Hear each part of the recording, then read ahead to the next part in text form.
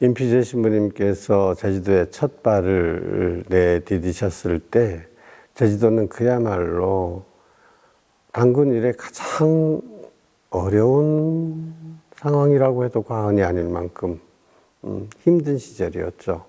그리고 또 그 바로 이후에 일제의 수탈을 거치고 해방됐지만은 바로 4.3이 일어나면서 제주도민의 10분의 1에 해당되는 3만 5천여 명이 직접 목숨을 잃거나 행방불명되는 비극이 일어납니다.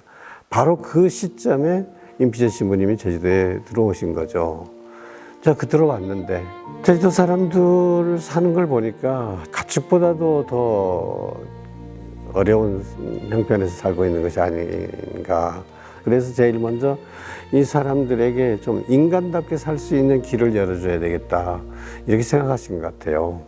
제주도에 와 보니까 각 집집마다 돼지를 기르는데 지금 말로 똥돼지, 변소 밑에다가 돼지를 기르면서 집집마다 하나씩 기르면서 그걸 하는 걸 보고 임피제 신부가 여기 이거 좀 개봉을 해야 되겠다는 생각이 아마 가졌단 말이에요. 4.27을 조직해가지고 묘목 심어가지고 기름법, 감자 심하는 법 그런 교육도 있었고 또 예절교육, 우리 모임해지면은 회의하는 방법, 회의 진정법도 갖고 4.27에서 그런 교육이 다 있어서 가지고 그런 걸 이제 보급하면서 할 텐데. 임피제 신부님은 아이들과 함께 돼지를 키우고 버려진 생선으로 사료를 만들었습니다. 병아리와 새끼 돼지를 나눠주고 다시 돌려받는 가축은행으로 자립을 도왔습니다. 그러나 가축은행은 난항을 겪게 됩니다. 옥수 죽을 해가지고 주민들한테 나눠줘요. 거기다가 집에서 가족들 나눠 먹고 그걸로 하루 생활을 이어갈 정도. 그렇게 할 텐데 어머니가 도저히 못 견디니까 이걸 장사꾼한테 팔아넘겨가지고 집에 사용하려고 팔아버리고. 임피제 신부님은 돼지에게 먹이기 위해 옥수수죽을 퍼주었지만 너무 가난했던 주민들은 그 사료를 사람이 먼저 먹었습니다. 분양한 돼지는 생활비를 위해 장사꾼에게 팔려나가기도 했죠. 그 실패는 신부님에게 가르쳐 주었습니다.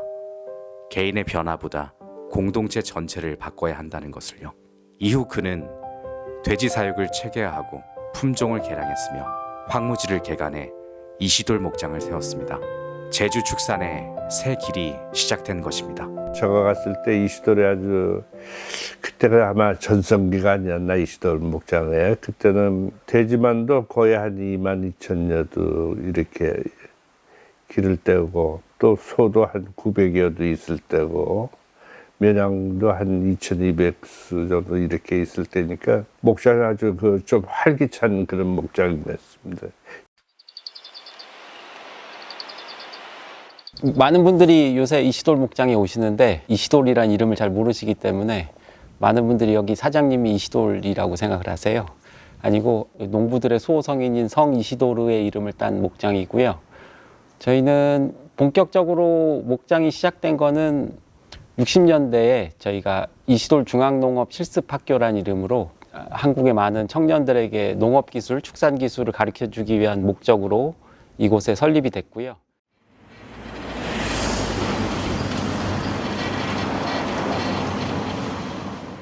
제가 72년도에 저기 제주도에 트럭타가 사실은 이시돌 정도밖에 없었습니다. 말하자면 그 축산이나 농가에서 이렇게 밭 갈거나 이제 개간할 때 그때 이제 사용하는 농기계죠. 이제 작업할 수 있는, 유용하게 작업할 수 있는 그런 차로 보시면 되고, 그 당시에 그 이시돌에 연수원이 있었는데 거기에는 이제 뭐가 있었는가 하면 축산반, 양돈반, 개척농가반 이렇게 있어가지고 양돈반은 한 3개월 코스, 축산반은 6개월 코스, 또 개척농가반은 1년 코스 이렇게 해가지고. 개척농가가 있어요. 개척농가는 한 사람 앞에 땅 한 2만 평 정도를 협회에서 사가지고 임대를 주는 거죠. 그럼 거기서 생활하면서 그 땅값을 갖고 이제 자기 소유가 되는 그러한 사업, 그거를 개인 농장, 개척 농장 이렇게 불렀었어요. 거기 들어가서 연수 생활하면서 자기 분야에서 배우고 싶은 거 이렇게 배우고 이렇게 다 배운 다음에 이제 나오고 이렇게 하는 그 기술 지도를 많이 했죠. 그래서 이론적인 교육도 시키고 또 실질적으로 거기에 대한 실습도 하고 또 그러는 동안에 이제 자연인 지식이 얻어지는 거니까 이제 제가 했던 거는 개척 농가만 1년을 했는데 1년도 모자라더라고요. 그래서 한 6개월 정도 더 있었죠, 거기에.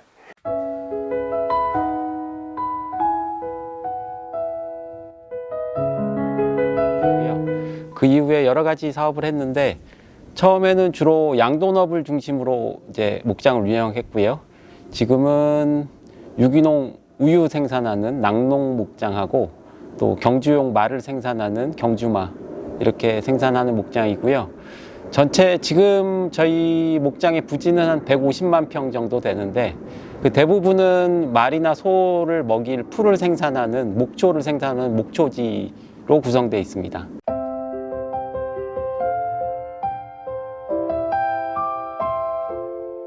근대적인 목축을 하려면 사료가 있어야 돼요. 목초가 있어야 돼. 목초를 재배할 수 있어야 돼. 근데 제주 땅에는 맞는 목초가 없는 거예요.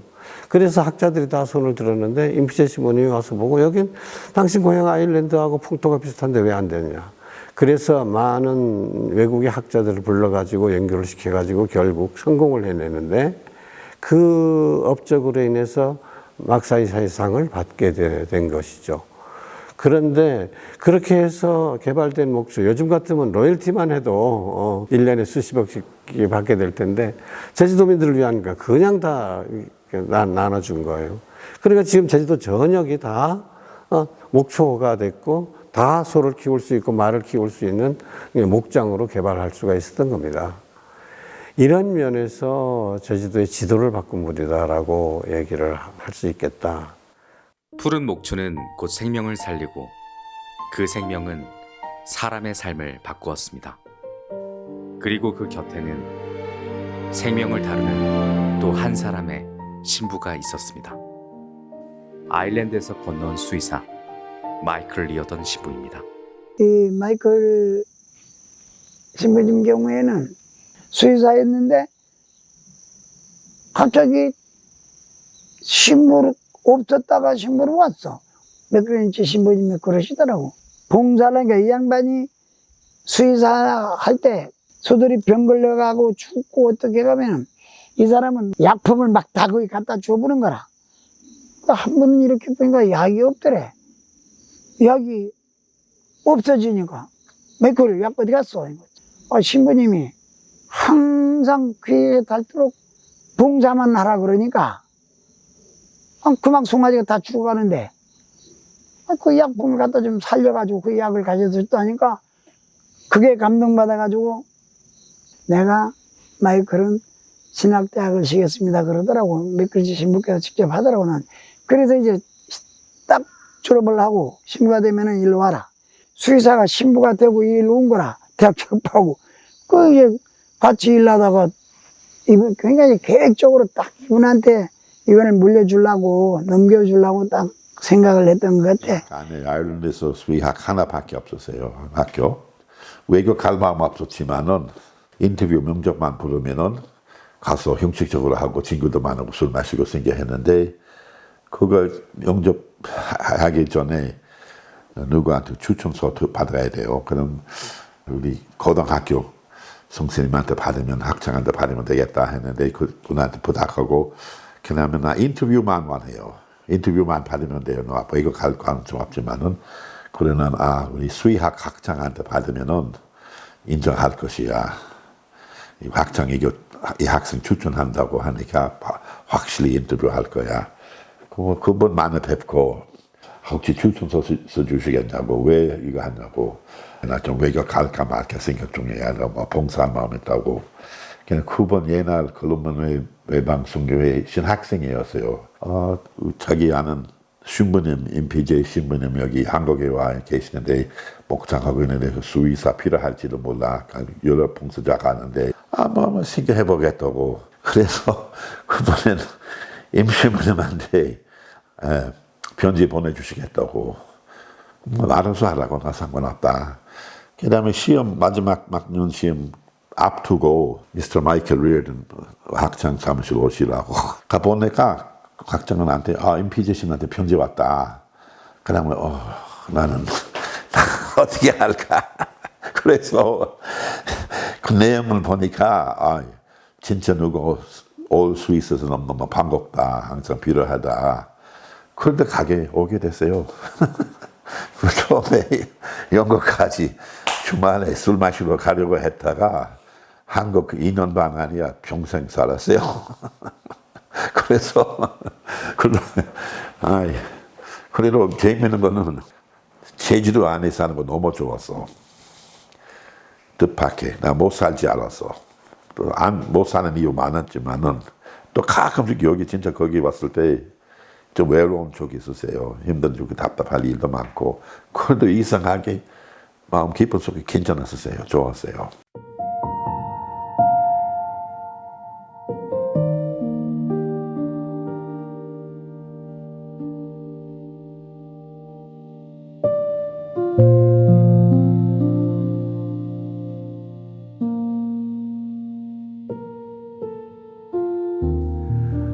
일자리가 없어서 초등학교를 졸업한 처녀가 이제 부산의 신발 공장에 일하러 갔다가 사고로 죽어서 재가 되어서 돌아오는 모습을 보시고 쇼크를 받으셔서 여기 일자리를 만들어야 되겠다.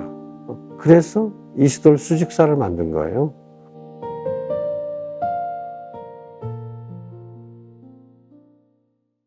한림수직은 이시돌 목장의 제주 사람들한테는 정말 아버지와도 같은 이런 임PJ 신부님께서 제주 여성들, 특히 이런 소녀분들, 청년분들이 할 일이 없어서 섬을 떠나야 하는 이런 이유에 너무 마음 아파하시고 그 문제를 해결하기 위해서 만들어진 브랜드였다라는 사실을 알게 되었죠. 전성기 때의 한림수직은 제주 여성들 1,300명에게 일자리를 제공하였고 그냥 단순하게 그냥 니팅을 하는 게 아니라 이 명품으로 금방 자리를 잡아서 뭐 미국의 타임지에도 실리고 일본에서 더 유명한 명품 니트 브랜드로 수십 년을 살다가 이런 산업화 시대 그리고 물질주의 시대 이런 걸 거쳐서 이런 어떤 수작업이라든지 오래 걸리고 비싼 이런 것들이 점점 사라지게 된 그 영향 때문에 한림수직이 사라지게 된 것이란 말이죠. 그러니까 처음에는 아주 단순한 구조였거든요. 그러니까 여기서 양을 사육해서 과거에는 그 털을 이용해 가지고 제품을 만든다 이런 구조였는데 지금은 아시겠지만 여러 가지 국내 산업의 여건이 우리나라에서 양털을 가공하거나 그걸 제품화하는 과정 자체가 거의 없어졌습니다. 그래서 지금은 저희가 양을 거의 많이는 사육하지 않고 있는데 사실 저희 고민은 우리가 양을 사육해서 그걸로 옷을 만드는 과정 자체를 복원하는 것보다는 뭐 어떻게 보면 좀 범위를 넓혀서 생태적으로 어떻게 보면은 지역에 특화된 상품, 이야기가 있는 상품을 만드는 과정에 저희가 집중하고 있어서 지금 저희 과제이기도 합니다만 지금은 양을 상업적 목적으로, 그러니까 산업적 목적으로 사육하는 게 여러 가지 여건상 맞지 않기 때문에 당분간은 양을 대량으로 과거처럼 사육하지는 못할 것 같습니다. 예. 그때 거의 10,000마리 이상의 양이 있었어요. 그 털을 한라산 계곡에서 막 발로 밟고 빨아가지고 그 털을 빨고 걔를 하나로 물레를 돌려서 그 실을 만들고 그 실로 손으로 짜서 한림수직 한 벌이 나온 그런 거예요. 그때 이제 그 아일랜드에서 3분의 수녀님을 모셔왔어요. 근데 아일랜드는 원래 니팅이 굉장히 발달된 나라예요. 지금도. 예. 그래서 그때 이제 솜씨가 되게 좋은 그 수녀님들이 오셔서 이제 처음에 한림수직 브랜드 만들어지기 전에 한림수직 직조 강습소의 형태로 시작이 되어서 여성들한테 이 니팅법을 알려줘야 되잖아요. 그 수녀님들을 통해서 들어온 게 아란니트라는 거예요.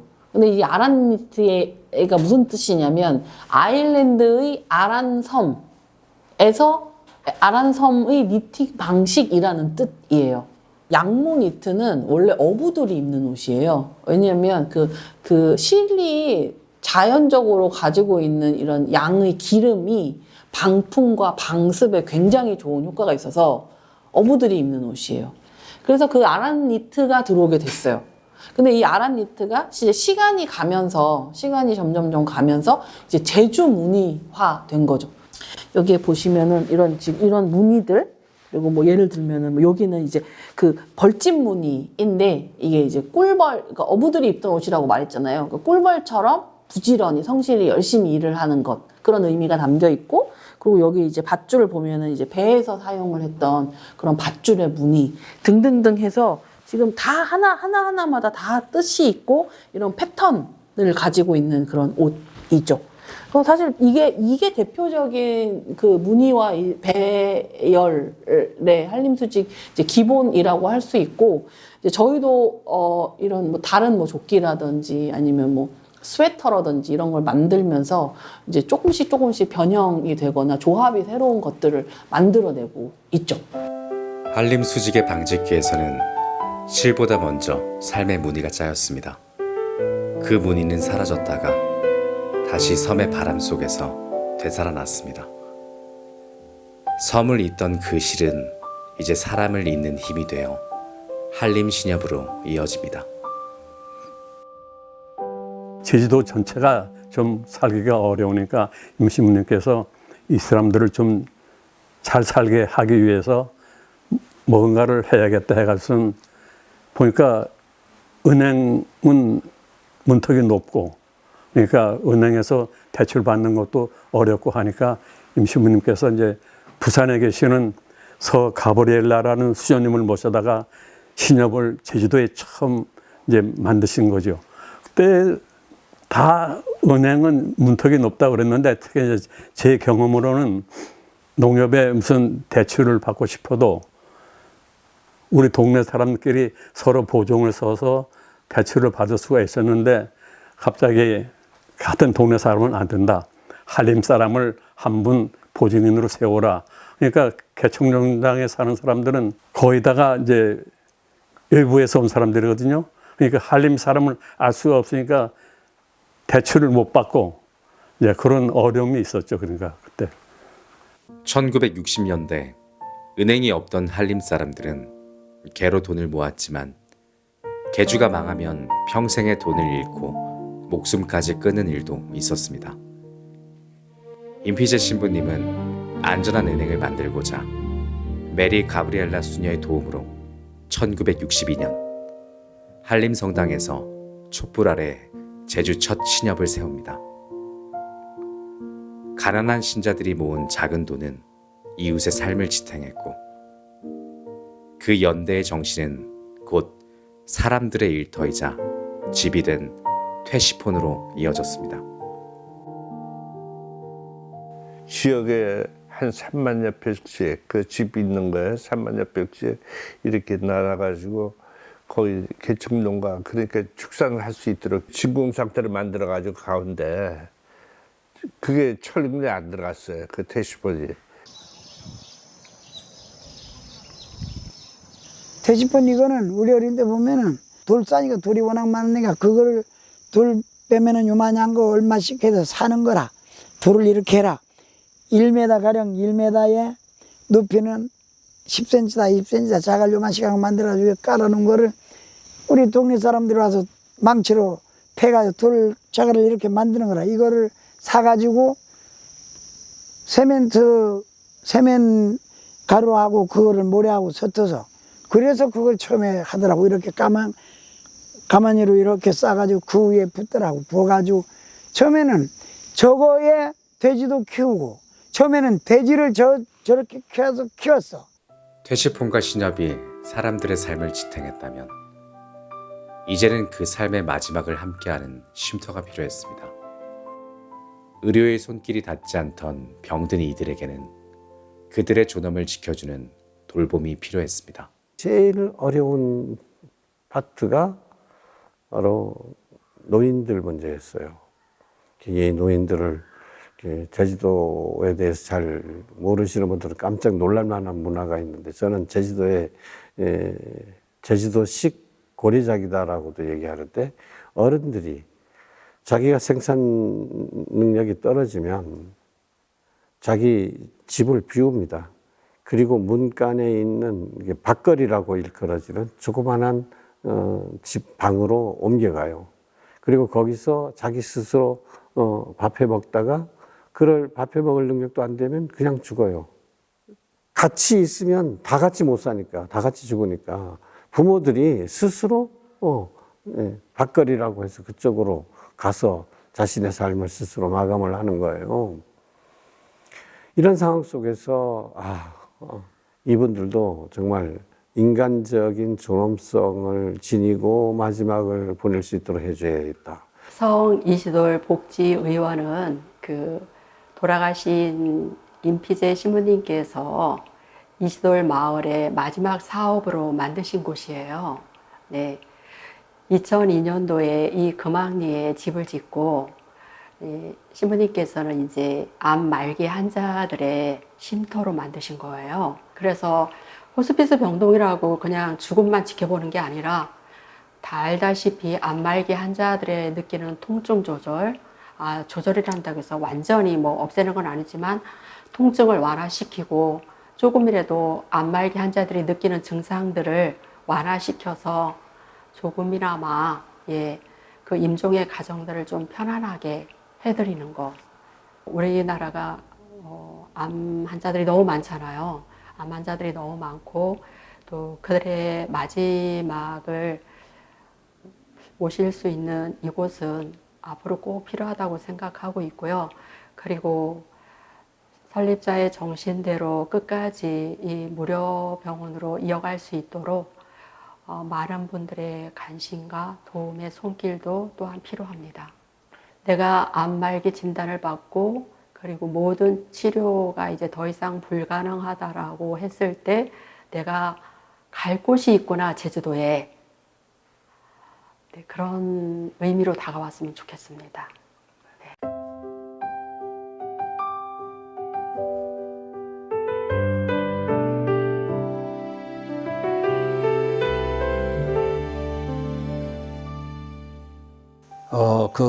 지금 있는 건물을 좀 헐고 새로 집을 지어야 되는데, 당신이 그 건물을 못 헐게 하더라고. 지금 그 벽돌로 되어 있는 그 건물, 그 사제관 있는 건물을. 그거를 좀 헐어야만 집을 지을 수 있겠는데, 이 양반이 절대 헐지 못하게 하는 거야. 그럼 당신 건물을 지라고 하면서 그걸 헐지 않으면은, 그럼 난 어떻게 하느냐. 몇 번 다퉜어야지, 그것 때문에.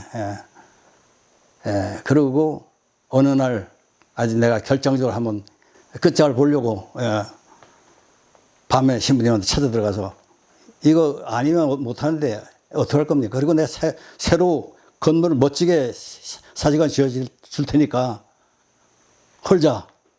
양반이 그 얘기 딱 듣고선 저기 한림 앞바다를 그 사제관에 가면 저 유리창 있어요. 뒤로 돌아서 그걸 내다보면서 내가 여기서 제일 힘들고 어려웠고 했을 때 저 한림 앞바다를 내다보면서 내가 눈물 짙은 곳입니다, 이거야. 나 그 얘기를 딱 듣는 순간에 내가 이 양반하고 살면서 그 속마음을 내가 그때 다 읽을 수 있었어요. 그 인간적으로 외롭고 기댈 데 없을 때, 한 인간으로서,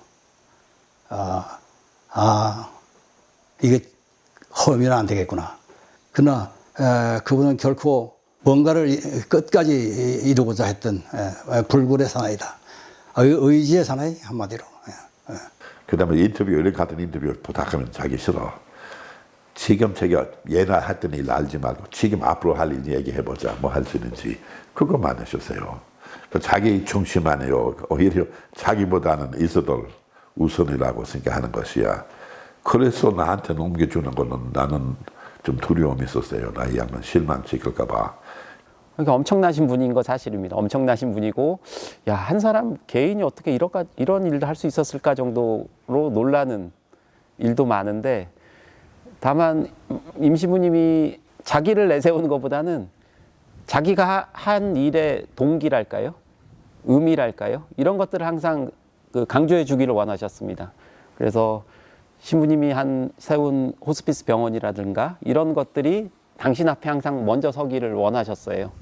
그래서 아까 말씀하셨지만 여러분들이 임 신부님의 어떤 위대함이나 대단한 분이다. 이런 것들을 통해서 이 시도를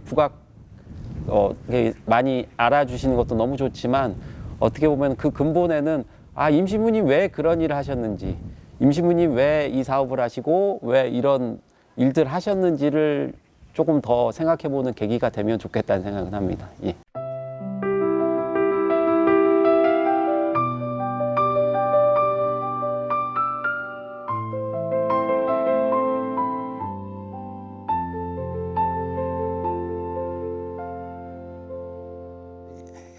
우리 임 신부님, 제가 그 임피제라고 이름 지어드렸지 않습니까?